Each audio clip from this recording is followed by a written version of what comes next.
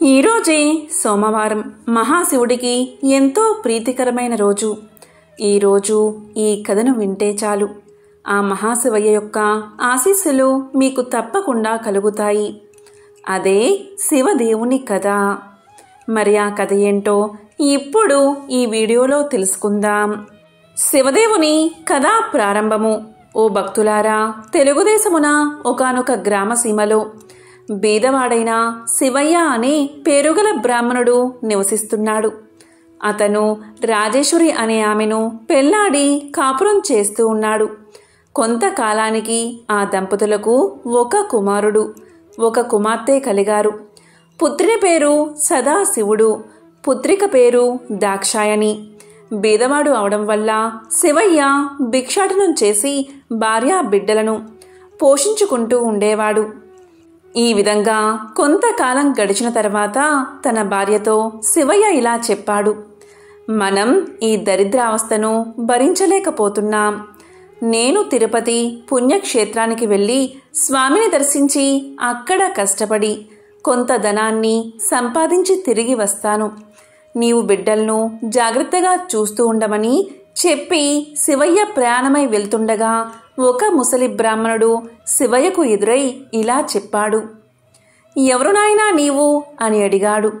దానికి శివయ్య ఇలా చెప్పడం మొదలుపెట్టాడు: మహానుభావ, ఆ కనిపిస్తున్న పల్లెయే నా గ్రామం. చాలా బీద కుటుంబకుడును. ఒక భార్య, 2 పిల్లలు ఉన్నారు. సంపాదించింది చాలక దరిద్ర బాధ భరించలేక తిరుపతికి వెళ్ళి ధనార్జన చెయ్యాలి అనే తలంపుతో ఇల్లు విడిచి బయలుదేరాను అని చెప్పాడు.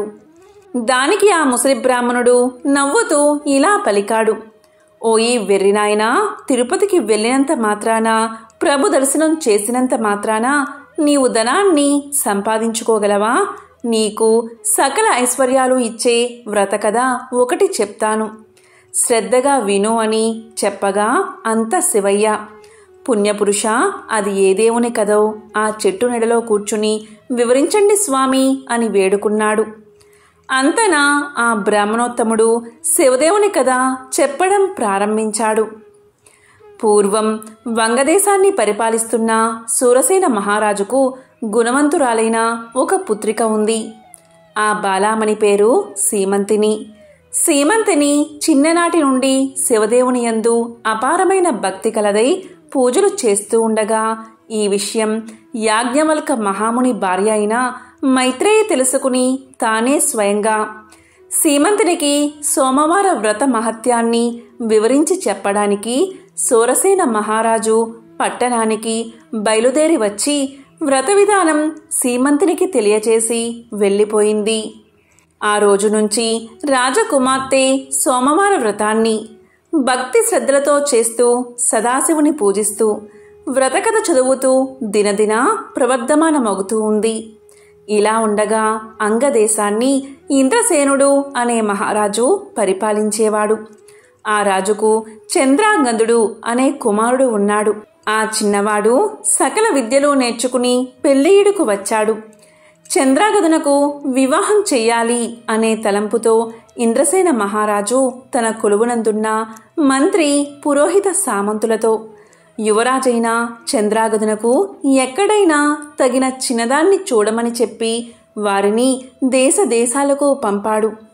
వారు అనేక దేశాలు తిరిగి తిరిగి చివరకు వంగదేశ పరిపాలకుడైన సూరసేన మహారాజు పట్టణం చేరుకున్నారు. ఆ రాజుకు సీమంతిని అనే కుమార్తె ఉందని పరిచారకుల వల్ల తెలుసుకుని రాజదర్శనానికై ఆస్థానానికి వెళ్లారు. అంత రాజు మంత్రి పురోహితులను గౌరవించి తమరు వచ్చిన పని ఏమిటి అని అడిగాడు. అప్పుడు వారు ఇలా చెప్పారు: మహారాజా, మాది అంగదేశము. మా ఇంద్రసేన మహారాజు గారికి చంద్రాగదుడు అనే కొడుకు ఉన్నాడు. అతనికి తగిన కన్య గురించి తిరుగుతూ తమ పుత్రికారత్నముగు సీమంతినీదేవి గుణగణాలు తెలుసుకుని ఇక్కడకు వచ్చాము. ఇదిగో మా యువరాజు చిత్రపటము అని చూపించారు. రాజు ఆ చిత్రపటాన్ని కుమార్తెకు చూపించి ఆమె సమ్మతికి సంతోషించి కళ్యాణ ముహూర్తం నిశ్చయించి మహావైభవంగా వివాహం చేశాడు. వివాహమైన కొంతకాలానికి ఒక రోజున చంద్రాగదుడు తన వినోదపు చెలికాండ్రతో యమునా నదీ తీరమున నావపై షికారు చేస్తున్న సమయంలో దురదృష్టవశాత్తు ఆ నావ నీటిలో మునిగిపోయింది. చంద్రాగదుడు తప్ప మిగిలినవారు చనిపోయారు. చంద్రాగదుని నాగకన్యలు పట్టుకుని తమ రాజు అయిన తక్షకుని వద్దకు తీసుకుపోయారు. తక్షకుడు చంద్రాగదుని చూసి, ఇతను ఎవరు, ఇక్కడకు ఎందుకు తీసుకువచ్చారు అని అడగగా నాగకన్యలు ఇలా సమాధానం చెప్పారు. మాకు తెలియదు, నీటి ప్రవాహంలో కొట్టుకుని పోతూ ఉండగా మాకు చిక్కడం వల్ల తమ దగ్గరకు తీసుకువచ్చాము అని సమాధానం చెప్పారు. దీనితో తక్షకుడు దివ్య దృష్టితో చంద్రాగదుని వృత్తాంతం తెలుసుకుని ఇలా పలికాడు. ఇతడు సామాన్యుడు కాదు. ఇతని ధర్మపత్ని సీమంతినీదేవి శివుని ఆరాధిస్తూ సోమవార వ్రత ప్రభావం గల మహాపతివ్రత. అందువల్లే ఇతను నీటిలో పడిపోయినా ప్రాణాలు విడవలేదు. మీకు చిక్కడం వల్ల అతనికి ఏ విధమైన అపాయమూ కలగలేదు అని నాగకన్యలకు చెప్పాడు. ఈ సంభాషణంతా వింటున్న చంద్రాగదుడు భయపడుతూ దిక్కులు చూడసాగాడు. అంత తక్షకుడు చంద్రాగదుని వీపు చరచి ధైర్యాన్ని కలగజేసి తన దగ్గర ఉన్న విలువైన మణులు ఇచ్చి ఆ మణుల యొక్క ప్రభావం కూడా తెలియచేసి భూలోకానికి సాగనంపాడు. అక్కడ సీమంతిని తన భర్త జాడ తెలియకపోవడం వల్ల నావ ప్రమాదంలో చెలికాండ్రతో పాటు తన భర్త కూడా మరణించి ఉంటాడని అనుకుని పరిపరి విధాలా విచారిస్తూ, ఓ శివదేవా, తల్లి పార్వతి, నేను విడవకుండా ఆచరిస్తున్న సోమవార వ్రతం యొక్క ఫలితం ఇదేనా అని దుఃఖిస్తూ కనులు మూసుకొనగా స్వప్నంలో జగజ్జనని ఇలా పలికింది.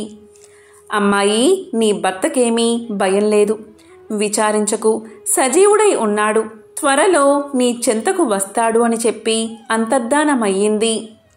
అంతలో ఆమె మేల్కొని స్వప్నంలో దేవి చెప్పిన వాక్యాలు వృధా కావని మనస్సును ధైర్యం చేసుకుని యథాప్రకారంగా సోమవార వ్రతాన్ని ఆచరిస్తూ ఉండగా దివ్య ప్రభావం గల మణులతో చంద్రాగదుడు తన దేశానికి తిరిగి వచ్చాడు.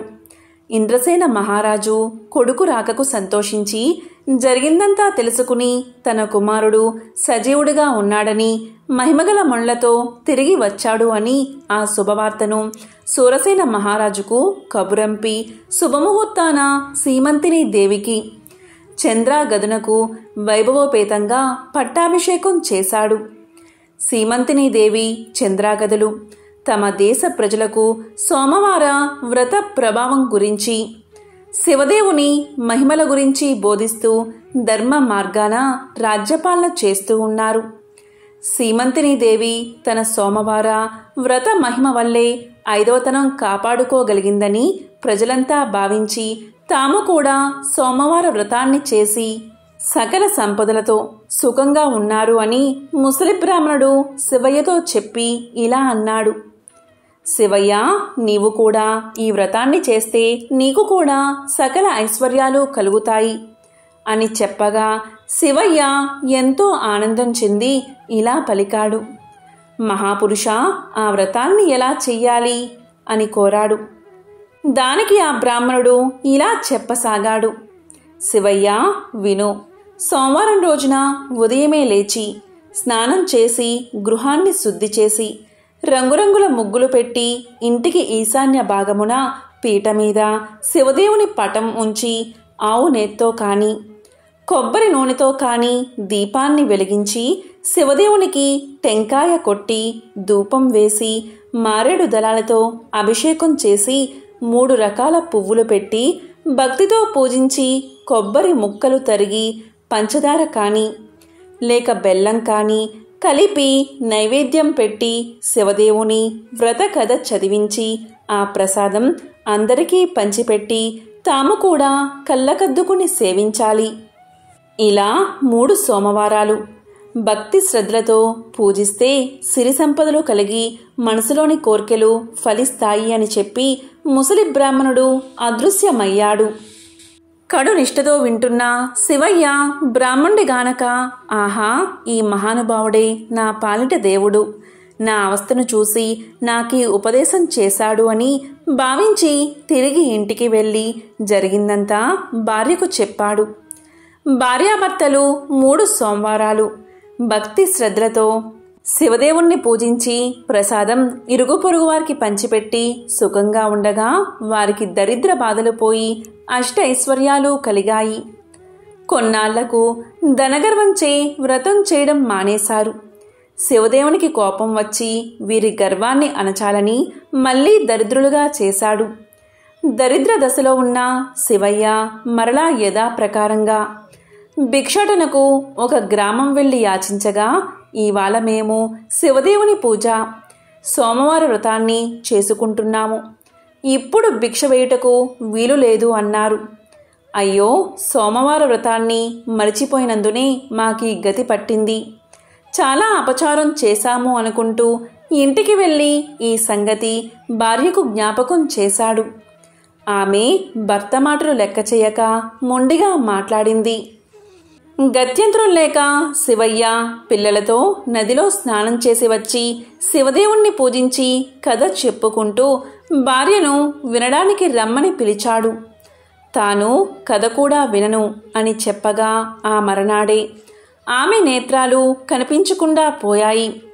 భర్త అయిన శివయ్య ఇలా పలికాడు.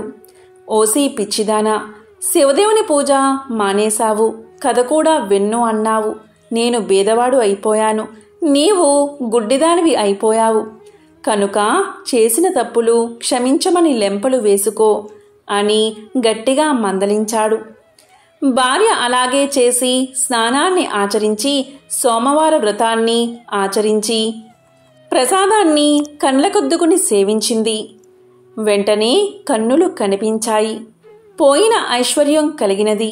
ఆనాటి నుండి ప్రతి సోమవారం ఆ దంపతులతో పాటే ఆ గ్రామస్తులు కూడా శివదేవుణ్ణి మారేడు దళాలతో పూజిస్తూ సకల ఐశ్వర్యాలతో తులతూగుతున్నారు.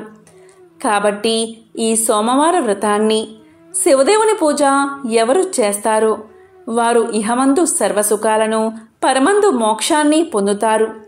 ఈ కథ విన్నవారికి, చదివిన వారికి సాంబశివుడు సకల ఐశ్వర్యాలను ప్రసాదిస్తాడు అని సూత పౌరాణికుడు శౌనకాది మునులకు బోధించాడు.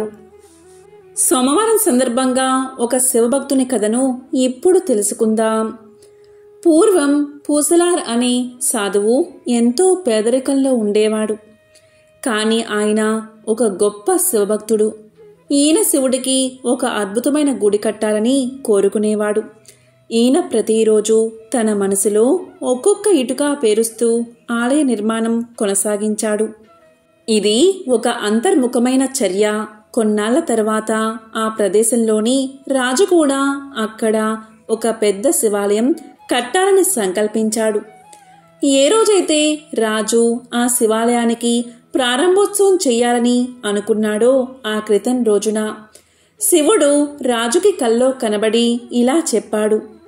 నేను రేపు నీ ఆలయానికి రాలేను, ఎందుకంటే పూసలార్ కూడా ఒక ఆలయం కట్టుకున్నాడు. ఇదే ప్రాంతంలో నేను ఆ ఆలయానికి వెళ్ళాలి. అతను కూడా రేపే దానిని ఆవిష్కరిస్తున్నాడు అని చెప్పాడు. రాజు ఎంతో భయంతో నిద్ర లేచాడు. ఈయన ఈ ఆలయ నిర్మాణానికి ఎన్ని సంవత్సరాలుగానో ఎంతో కష్టపడ్డాడు, ఎంతో డబ్బును వెచ్చించాడు, ఎంతో శ్రమపడ్డాడు. కానీ శివుడు ఇప్పుడు మరో ఆలయానికి వెళ్తానని చెప్తున్నాడు. అది కూడా అదే నగరంలో అని. ఆ ఆలయం పూసలార్ కట్టిందని చెప్తున్నాడు. ఇంతకీ ఎవరీ పూసలార్? నాకు తెలియని ఆ ఆలయమేమిటి అని ఆశ్చర్యపోయాడు రాజు. పూసలార్ ఎవరో కనుక్కురమ్మని ఆయన తన సైన్యాన్ని పంపించాడు. వారు ఒక పేద గుడిసెలో పూసలార్ని చూశారు. అప్పుడు రాజు పూసలార్ దగ్గరకు వచ్చి ఇలా పలికాడు. నీ ఆలయం ఏది అని బెదిరించాడు. అప్పుడు పూసలార్ ఇలా సమాధానం చెప్పాడు. మహారాజా, నేను కట్టుకున్న ఆలయం నా హృదయంలోనే ఉంది అని సమాధానం చెప్పాడు. దైవంతో మమేకం అవ్వడమే భారతీయ సంస్కృతి. ద్వాపర యుగంలో అర్జునుడే కలియుగంలో తిన్నడిగా అవతరించాడు. ఆ తిన్నడే భక్త కన్నప్పగా కీర్తి గడించాడు. తిన్నడి పుట్టు పూర్వోత్తరాలను, అతను భక్త కన్నప్పగా మారిన వైనాన్ని మనం తెలుసుకుందాం. అర్జునుడు ఆ జన్మలో శివసాయుధ్యం పొందలేక మరో జన్మ ఎత్తాడు. తండ్రి నాదనాల దంపతులు తిన్నడి తల్లిదండ్రులు. తిన్నడు బోయ కుటుంబంలో జన్మించినందున రోజూ వేటకు వెళ్ళేవాడు. ఒకరోజు వేటాడ్డం పూర్తయ్యాక అడవిలోని ఓ చెట్టు కింద నిద్రపోయాడు. అలా పడుకున్నప్పుడు తిన్నడికి మహాశివుడు కనిపించి కొద్ది దూరంలో ఉన్న గుడికి వెళ్ళమని చెప్పినట్లు కలవచ్చింది. తిన్నడు నిద్ర నుంచి మేల్కోగాని ఒక దుప్పి కనిపించింది. తిన్నడు దాన్ని వేటాడుతూ వెళ్ళి మొగలేరు చేరుకున్నాడు.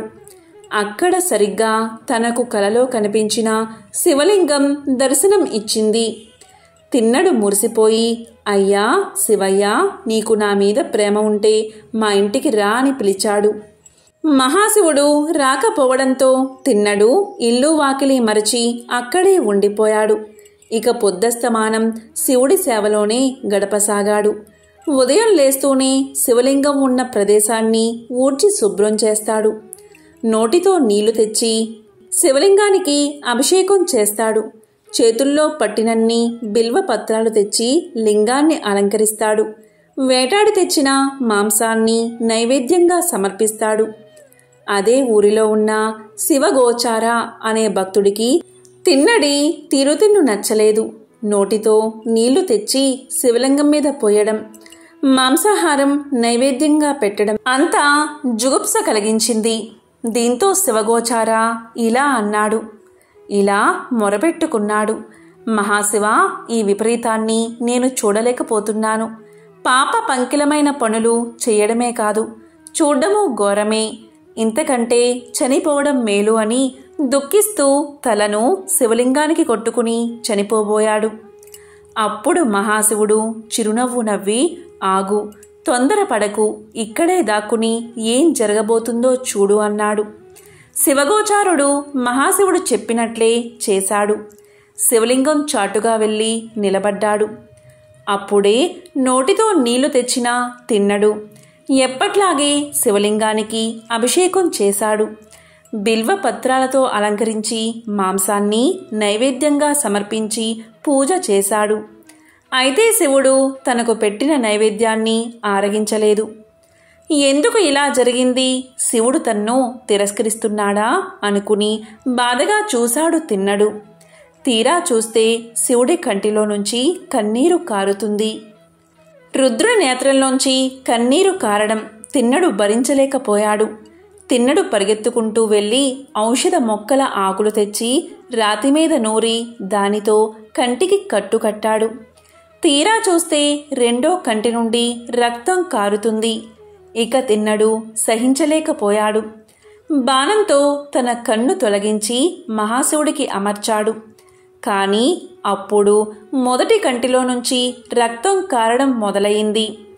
తిన్నడు మరింత దుఃఖిస్తూ, శివా, విచారించకు, నా రెండో కన్ను కూడా తీసి పెడతాను అంటూ శివుడికి రక్తం కారుతున్న కంటిని గుర్తించేందుకు తన కాలిని ఆ కన్ను దగ్గర పెట్టి రెండో కంటిని పెకలించి తీసి శివుడికి అమర్చబోయాడు.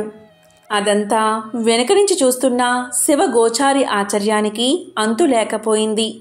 తిన్నడి అపరిమిత భక్తి ప్రపత్తులకు శివుడు ప్రత్యక్షమయ్యాడు.